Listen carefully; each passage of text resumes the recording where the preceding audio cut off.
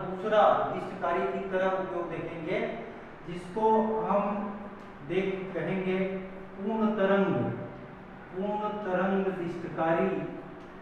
पूर्ण तरंग दिष्टकारी के रूप में पीएन संधि डायोड की कार्यविधि को हम समझेंगे। तो इसके लिए पहले परिपथ देख लेते हैं। तो फिर से ये ट्रांसफार्मर की ये प्राथमिक कुंडली को जोड़ दिए प्रत्यावर्ती धारा स्रोत से। ये प्रत्यावर्ती धारा स्रोत है, प्रत्यावर्ती धारा स्रोत, इस स्रोत से जोड़ दिए ट्रांसफार्मर के प्राथमिक कुंडली को। ये ट्रांसफार्मर का क्रोड है, ये ट्रांसफार्मर की द्वितीय कुंडली है, और द्वितीय कुंडली का ये सिरा ए है, ये सिरा बी है। तो ये द्वितीय कुंडली के दो सिरे हैं, सिरा ए और सिरा बी।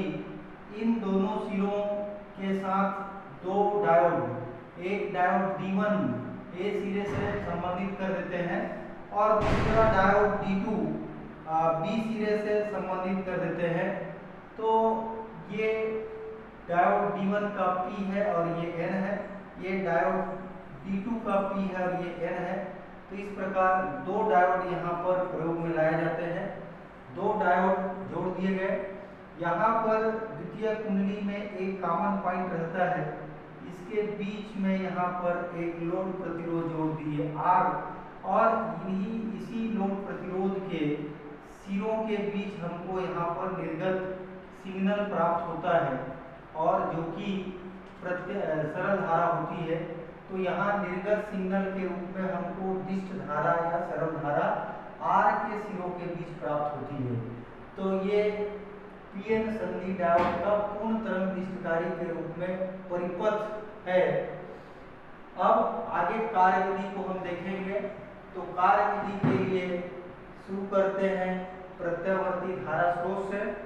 जब प्रत्यावर्ती धारा स्रोत से ट्रांसफार्मर के प्राथमिक कुंडली को धारा दी जाती है, तो प्रत्यावर्ती धारा के प्रथम चक्र के प्रथम धनात्मक अर्धचक्र में यहाँ प्रेरण की घटना के कारण द्वितीय कुंडली के ए सिरा धनात्मक होता है और उस समय बी सिरा ऋणात्मक होता है। तो निवेशी सिग्नल के प्रथम चक्र के प्रथम धनात्मक अर्धचक्र में द्वितीय कुंडली का सिरा ए धनात्मक तथा सिरा बी ऋणात्मक होता है। तो इस प्रकार हम देखेंगे डायोड D1 का P सिरा धन से जुड़ा होता है, और इस कारण से पीएन संधि डायोड अग्रगणत होता है, अर्थात डायोड D1 अग्रगणत होता है। इसी तरह अगर हम देखें डायोड D2 को, तो D2 का P सिरा ऋण से जुड़ा है, ऋणात्मक होता है, और इस कारण से दूसरा डायोड D2 उस समय पश्चवनत होता है। तो प्रथम धनात्मक अर्धचक्र में हम देखते हैं कि डायोड D1 अग्रगणत होता है तथा डायोड D2 पश्चवनत होता है। तो जब D1 अग्रगणत होता है तो उसके कारण R में से होकर धारा प्रवाहित होती है, लेकिन D2 के कारण उस समय कोई धारा प्रवाहित नहीं होती। तो प्रथम धनात्मक अर्धचक्र में हमको D1 के कारण यहाँ पर निर्गत सिग्नल मिलता है, तो जो कि सरल धारा होती है, यहाँ पर निर्गत सिग्नल हमको मिलता है। अब दूसरे अर्धचक्र में जब निवेशी सिग्नल का दूसरा ऋणात्मक अर्धचक्र लगता है, तो उस समय द्वितीय कुंडली का सिरा ए ऋणात्मक हो जाता है और सिरा बी धनात्मक हो जाता है, अर्थात यहाँ पर ए और बी सिरों की ध्रुवता बदल जाती है। जो पहले धन था वो अब ऋण हो जाता है और जो ऋण है वो धन हो जाता है।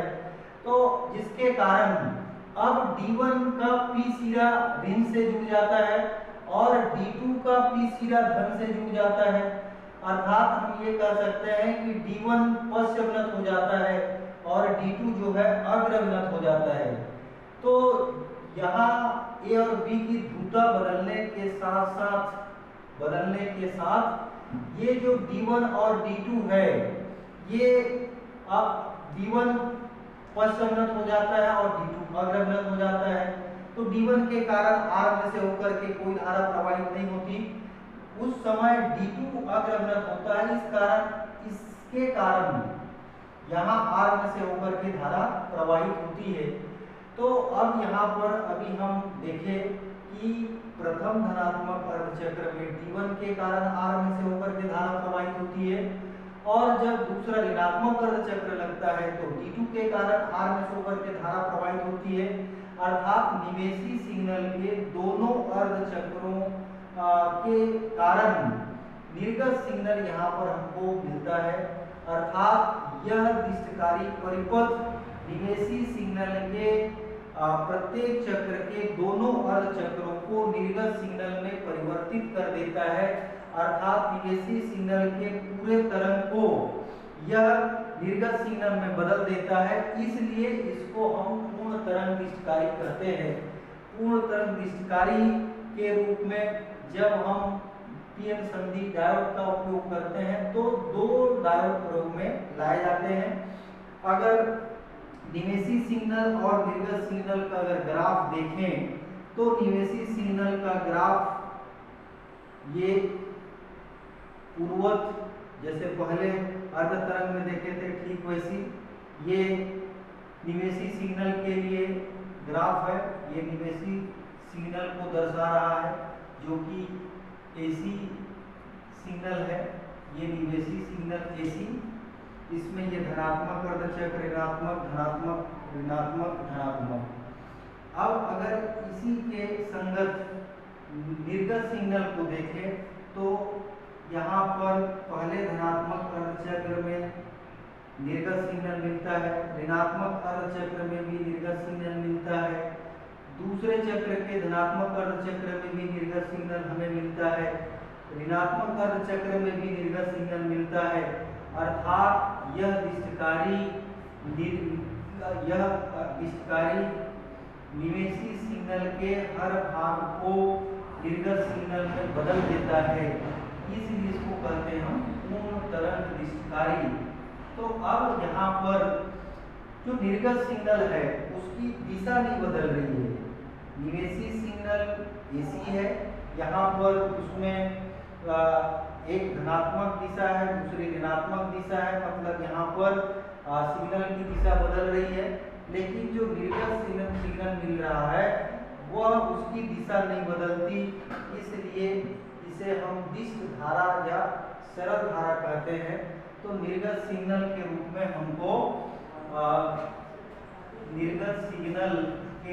हमको सरल या दिष्ट धारा प्राप्त होती है। अब इसकी अगर दक्षता की बात की जाए तो अगर इसकी दक्षता की बात करें तो ये इस प्रतिरोध में जुड़े तारों एवं उपकरणों के प्रतिरोध के कारण ऊर्जा क्षय के कारण इसकी दक्षता लगभग 80% होती है। इस तरह हम पीएन संधि डायोड के दो उपयोग देखे, एक अर्ध तरंग दिष्टकारी के रूप में, दूसरा पूर्ण तरंग दिष्टकारी के रूप में। धन्यवाद।